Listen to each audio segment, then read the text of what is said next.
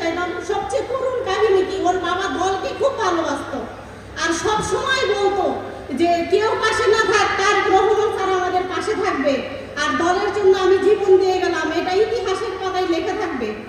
আমার এটা প্রতিজ্ঞা, আমি এই দলের জন্য, আমার হাজবেন্ড লড়ে গেছে, আমিও লড়বো। আমার বাবা মা কেউ নেই, আমার একটা শাশুড়ি অনেক বয়স্ক, আজকে পুরো সংসারের ভার আমার কাঁধে। আমি তারেক রহমান স্যারের কাছে অনুরোধ করব, আমরা সকল শহীদ ফ্যামিলির জন্য আমাদের একটা কর্মস্থল ব্যবস্থা করে দেওয়া হোক, যেখানে থাকবে সকল শহীদ পরিবারের কর্মস্থল ব্যবস্থা করা হোক। এটা আমার আপনার কাছে একান্তই, আমি আমার নিজের ব্যক্তিগত থেকে বলছি, কেননা আমার দুইটা ছোট ছোট মেয়ে, আমরা কিভাবে বাঁচবো? আজকে আমরা যদি কোথাও, আমার হাজবেন্ড আগারগাঁ শেরেবাংলা নগরের 27 নম্বর ওয়ার্ডের নেতা ছিল, সেখান থেকে আমাদের ভাষণটা পলাতক থাকতে হয়েছে দীর্ঘ 4-5 বছর। আমার হাজবেন্ডকে ওই আগারগাঁ ঢুকতে দেওয়া হয় নাই, আমার হাজবেন্ডকে কোপায়ে হত্যা করছে।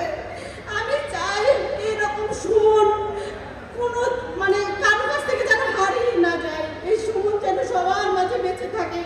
কিছুক্ষণ আগে সুমনের যে ছবি দেখানো হয়েছে, আমার অন্তর থেকে বলছি, আমি এই শহীদের স্ত্রী থেকে, মা থেকে, বোন থেকে বলছি, আজকে আমাদের যে করুণ কাহিনী, এই কাহিনী যেন আর জীবনে কারণ আসে।